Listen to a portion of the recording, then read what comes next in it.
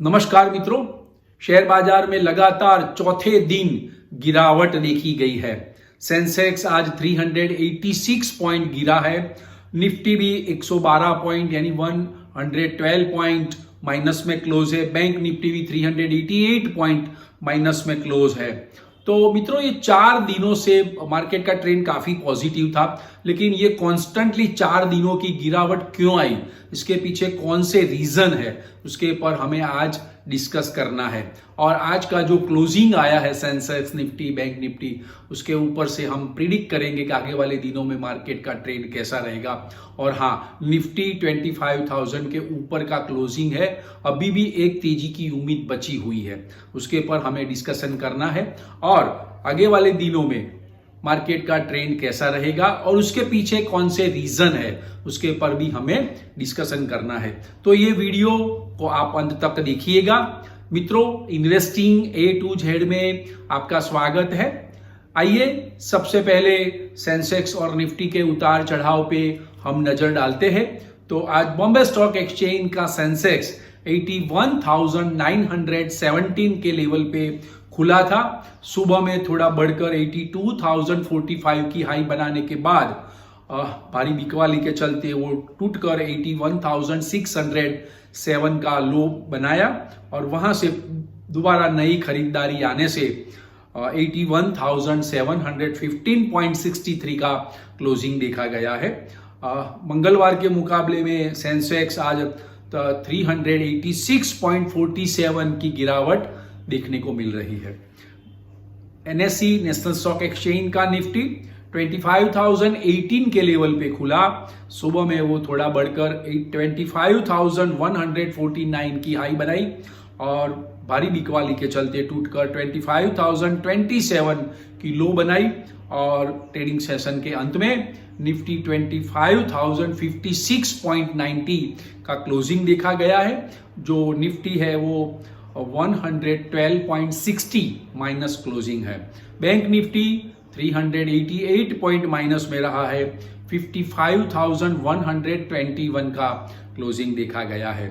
मित्रों, आज mid cap, small cap, automobile, reality, energy, IT, metal, bank, ये सारे सेक्टर में काफी सारा बिकवाली देखी गई और ये तमाम सेक्टर के जो सेक्टरल इंडेक्स है वो भी माइनस में बन रहे।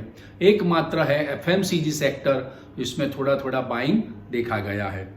मिड कैप भी 572 पॉइंट माइनस था, स्मॉल कैप भी 269 पॉइंट माइनस में बंद है। आइए मित्रों, एडवांस नेकलाइन रेशियो तो नेगेटिव है ही, लेकिन टॉप गेनर और टॉप लूजर्स पर हम नजर डालते हैं। तो आज के 5 टॉप गेनर्स है power grid, Hindustan Unilever, NTPC, Maruti और जेएसडब्ल्यू स्टील। और आज के टॉप 5 लूजर्स है टाटा मोटर, बीईएल बेल, जियो फाइनेंस, अदानी एंटरप्राइज और विप्रो। तो मित्रों, हम बात कर रहे थे मार्केट की लगातार चौथे दिनों 4 दिन से सतत गिर रहा है। मार्केट काफी स्ट्रांग था, लेकिन ऐसी कौन सी वजह आई कि जिससे मार्केट में ये 4 दिनों की गिरावट देखी गई। ऊंचे ऊंचे लेवल पे नया बाइंग भी आता है, ऊपर में बिकवाली भी आती है। तो मित्रों, सबसे पहले एफएनडो, सितंबर महीने के एफएनडो जो हो रहा है उसकी एक्सपायरी है गुरुवार को, यानी कल एक्सपायरी है। तो मार्केट में दो तरफा जो मूवमेंट आ रहा है, तो जो पोजीशन है वो स्क्वायर ऑफ हो रही है। इसीलिए मार्केट में दो तरफा मूवमेंट सेंसेक्स और निफ्टी बेस्ड स्टॉक्स में देखने को मिल रहा है। तो ये एफएनडो की एक्सपायरी के चलते मार्केट में दो तरफा मूवमेंट देखने को मिल रहा है।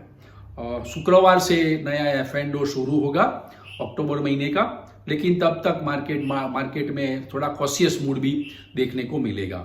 दूसरा मित्रों, कल डॉलर के सामने रुपया, इंडियन रुपीस जो है वो रिकॉर्ड लो के नीचे चला गया था। आज भी वो 88.76-77 पे ट्रेड कर रहा है।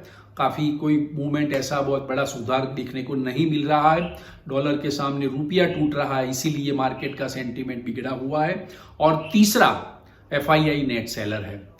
लगातार एफआईआई की बिकवाली चालू रही है। कल भी मैंने फिगर बताए थे, 22 सितंबर को एफआईआई ने 2910 करोड़ का सेल किया था।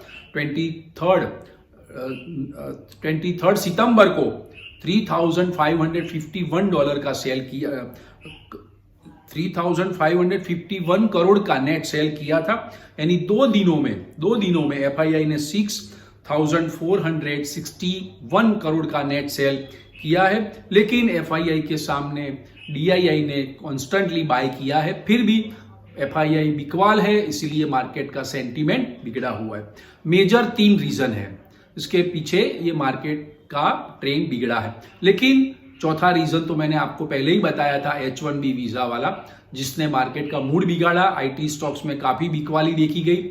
हाँ, आज भी आईटी का निफ्टी आईटी है वो 254 पॉइंट माइनस में क्लोज है। 3 दिनों से लगातार आईटी इंडेक्स गिर रहा है, यानी 3 दिनों में 1500 पॉइंट से भी ज्यादा की गिरावट आईटी इंडेक्स में देखी गई है। आज भी आईटी इंडस्ट्रीज के स्टॉक्स में भारी बिकवाली देखी गई थी। तो ये 4 वजह से मित्रों मार्केट का सेंटीमेंट बिगड़ा हुआ है। कई सारे पॉजिटिव न्यूज भी है और कॉर्पोरेट न्यूज है, उसके ऊपर हम नजर डालते हैं। तो सबसे पहले कॉर्पोरेट न्यूज, लार्सन ने एलएनटी ने फायर एयरक्राफ्ट के लिए बीईएल के साथ, भारत इलेक्ट्रॉनिक्स के साथ करार किया है। बीईएल के साथ करार किया है। ये लार्सन और बीईएल दोनों के लिए एक पॉजिटिव खबर है। और मित्रों, आज दिल्ली में कैबिनेट की मीटिंग थी। कैबिनेट की मीटिंग में शिपिंग इंडस्ट्रीज के लिए काफी बूस्ट मिले, ऐसा 3 स्कीम को मंजूरी दे दी गई है। खासकर 17,000 करोड़ की नई 3 स्कीम है। टोटल मिला के देखा जाए तो शिप बिल्डिंग डेवलपमेंट स्कीम जो है वो 19,984 करोड़ की है। फाइनेंशियल असिस्टेंस स्कीम है वो 24,736 करोड़ की है। और मैरीटाइम डेवलपमेंट फंड की स्कीम जो 25,000 की है। यानी टोटल मिला के देखा जाए तीन स्कीम की तो 69,725 करोड़ की 3 स्कीम को कैबिनेट ने मंजूरी दे दी है। और खासकर ये न्यूज आने के बाद shipping corporation, Garden Reach, Mazagon dock, Cochin shipyard, ऐसे शिपिंग इंडस्ट्रीज के जो स्टॉक्स है उनमें काफी हलचल देखी गई, उसमें नया बाइंग देखा गया, आज तेजी की रौनक दिखाई दी गई। ये शिपिंग इंडस्ट्रीज आने वाले दिनों में मित्रों, ये जो सेंट्रल गवर्नमेंट ने जो ये स्टेप लिया है, इसे शिपिंग इंडस्ट्रीज के लिए आने वाले दिनों में बहुत बड़ा बूस्ट मिलने वाला है और शिपिंग इंडस्ट्रीज दोबारा तेजीमय हो जाएगी। तो ये भी एक बहुत पॉजिटिव खबर थी। और मित्रों, एचएसबीसी तो आप जानते ही होंगे, उन्होंने आज इंडियन स्टॉक मार्केट को बुलिश जोन करार दिया है। यानी कि सेंसेक्स का जो टारगेट था उनका वो 94,000 का लक्ष्य दिया है। यानी कि सेंसेक्स का जो रेटिंग था, न्यूट्रल रेटिंग था, वो ओवरवेट कर दिया गया है और 13% अपग्रेड किया है। तो ये मार्केट के लिए पॉजिटिव खबर भी है। एचएसबीसी क्रेडिट रेटिंग एजेंसी भी है और बहुत बड़ा स्टॉक ब्रोकिंग बिजनेस भी है, लेकिन उन्होंने इंडियन स्टॉक मार्केट को बुलिश करार दिया है। सेंसेक्स का 94,000 का टारगेट दिया है। ये इंडियन स्टॉक मार्केट के लिए पॉजिटिव खबर है। अब मित्रों, बात करते हैं कि आगे वाले दिनों में मार्केट का ट्रेंड कैसा रहेगा। तो देखो, 4 दिनों की लगातार गिरावट है। एफएनडो की एक्सपायरी है, डॉलर के सामने रूपी टूट रहा है, ये सारे नेगेटिव रीजन तो है ही।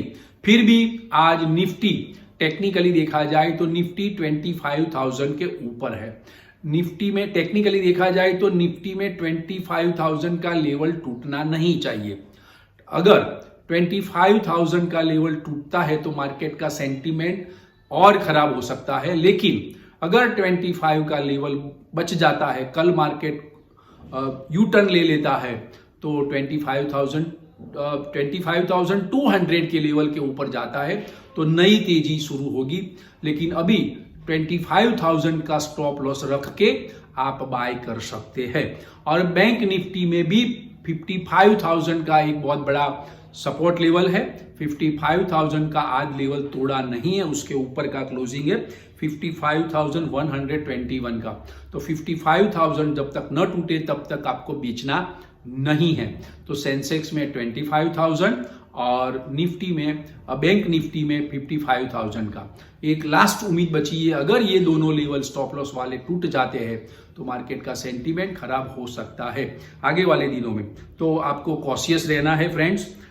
ट्रेंड डिस्टर्ब हो चुका है 4 दिनों की गिरावट से, और जो तेजी वाले ऑपरेटर थे, बुल ऑपरेटर, उनका विश्वास भी डगमगा गया है। अभी तो ट्रेड डील का न्यूज़ अभी तक नहीं मिला है, कुछ पॉजिटिव न्यूज़ नहीं मिला है, और ट्रंप जो भारत पर लगातार आरोप पे आरोप लगा रहे, यूक्रेन और रशिया के युद्ध के बीच ट्रंप ने आरोप भी लगाया है कि भारत फंडिंग कर रहा है। ऐसे ही काफ़ी सारे नेगेटिव रीज़न आ रहे हैं, ट्रेड डील के बारे में कोई पता नहीं है अभी तक। तो ये सारे जो न्यूज़ है, तो इस न्यूज़ का हमने एनालिसिस किया है, लेकिन मार्केट में थोड़ा कॉशियस मूड रखना अभी लग रहा है, क्योंकि मार्केट 4 दिनों की सतत गिरावट में है। तो मित्रों, अगर FII भी बिकवाल है, ये भी मैं बोलना भूल गया, लेकिन मित्रों आज के वीडियो की इंफॉर्मेशन अगर आपको पसंद आई है तो लाइक्स कीजिएगा, शेयर कीजिएगा, कमेंट्स कीजिएगा और सब्सक्राइब कीजिएगा। लास्ट में, स्टॉक मार्केट में जो निवेश होता है वो जोखिमों के अधीन होता है। Okay friends, bye.